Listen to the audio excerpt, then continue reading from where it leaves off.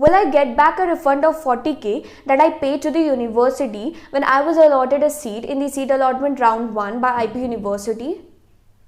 How to make up the preference sheet when I was not allotted any college in the seat allotment round 1, and how to be sure that I would get a college in the round 2.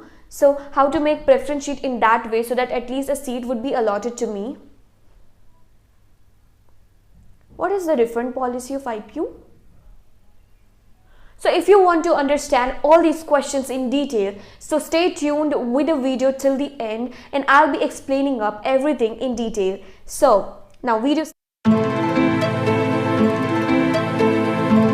Good morning everyone, welcome back to my YouTube channel Non-Stop AJ. This is me Aparna Jha. So I hope all the students, those who have been allotted seat in the round 1, they have completed up their seat allotment process, that is either freezing or floating up of seat, and paid a 40k amount which was mentioned in the counseling notice which had been published a few days back on the IP University site.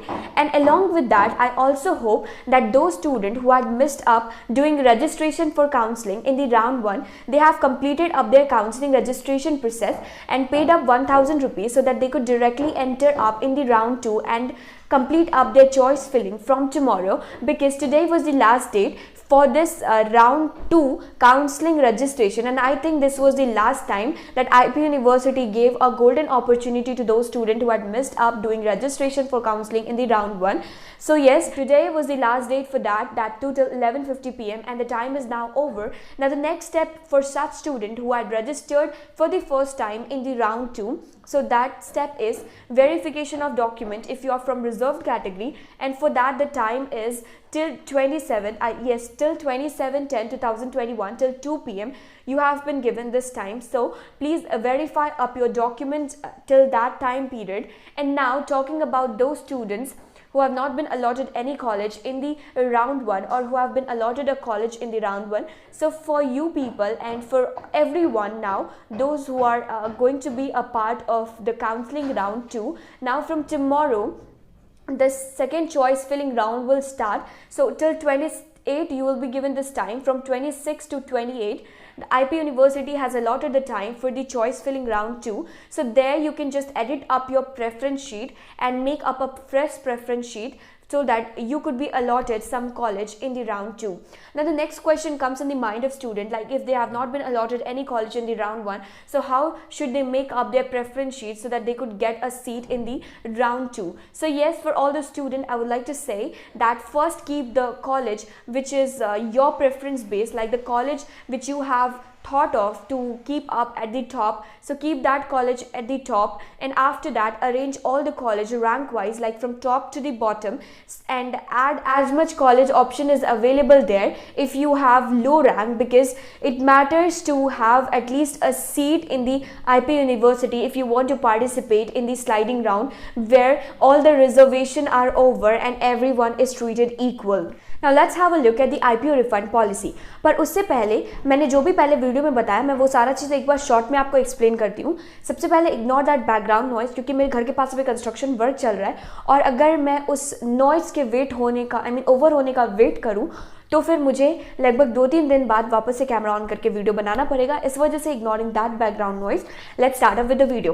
तो देखो, सबसे पहले तुम्हें second round में जाने के लिए ये बहुत ही ज़्यादा मैटर करता है कि तुमने काउंसलिंग का रजिस्ट्रेशन किया होगा और उसके लिए तुम्हें 1000 रुपीज़ पे करके काउंसलिंग में रजिस्टर करना था.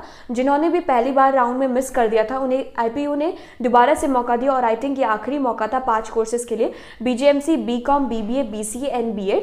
और आज 11:50 AM तक आपके पास ये समय था, जो समय अब ओवर हो चुका है. Now talking about the next step, तो कल आपका चॉइस फिलिंग राउंड 2 स्टार्ट होता है, जहां पर आप अपना प्रेफरेंस शीट में एडिट कर सकते हैं, डिलीट कर सकते हैं, ऐड कर सकते हैं, मॉडिफाई कर सकते हैं, कुछ भी कर सकते हैं अगर आप एलिजिबल हो राउंड 2 के लिए.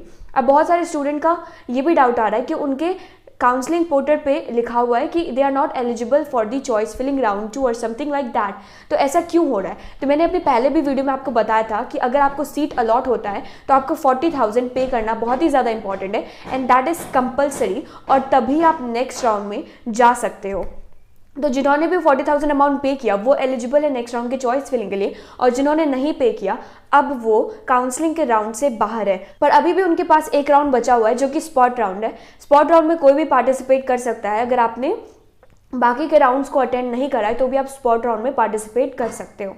तो जिन भी स्टूडेंट ने राउंड 2 के लिए डायरेक्टली काउंसलिंग का रजिस्टर प्रोसेस कंप्लीट किया है तो उनके लिए नेक्स्ट स्टेप क्या है, पहले तो कल से चॉइस फिलिंग है जो बाकी स्टूडेंट का भी है, और उसके साथ ही साथ आपका 27 तक अगर आप रिजर्व कैटेगरी से हो तो आपका डॉक्यूमेंट वेरिफिकेशन होने वाला है, और वो एक बहुत ही ज़्यादा इंपॉर्टेंट स्टेप है।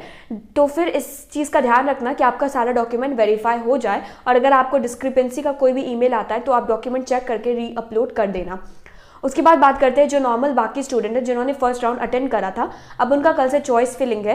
तो 26 से 28 तक आपका चॉइस फिलिंग है। आपको प्रेफरेंस शीट में क्या करना है, जो कॉलेज आपको चाहिए उसे आप सबसे टॉप पे रख दो, और बाकी जो आपके कोर्स के कॉलेज अगर आपका लो रैंक है तो आप क्या कर सकते हो कि आप टॉप रैंकिंग कॉलेज को पहले डालो और उससे बॉटम जो रैंक के हैं उसे उसके नीचे डालो, यानी कि टॉप टू बॉटम आप अरेंज कर दो।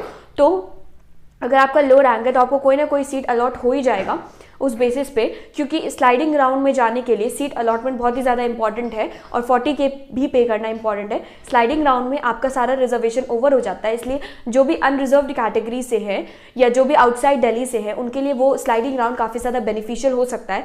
तो अगर आपको उसका बेनिफिट लेना है तो आप ज़्यादा से ज़्यादा कॉलेज एंटर करो अपने चॉइस फिलिंग राउंड 2 में, ताकि आपको सीट अलॉट हो सके। तो ये स्टेप भी ओवर हो गया। आगे जो भी स्टेप आते जाएगा वो मैं आपको एक्सप्लेन करूँगी। अब चलिए नज़र डालते हैं IPU का रिफंड पॉलिसी क्या है और उसको डिटेल में जानते हैं कि कितना फी आपका रिफंड हो सकता है, कितने से कितने टाइम इंटरवल तक। So now let's get started up with that. तो ये रहा IPU रिफंड पॉलिसी। आपका 100% फी रिफंड होता है अगर आप रिफंड के लिए अप्लाई करते हो 15 days before the formally notified date of admission.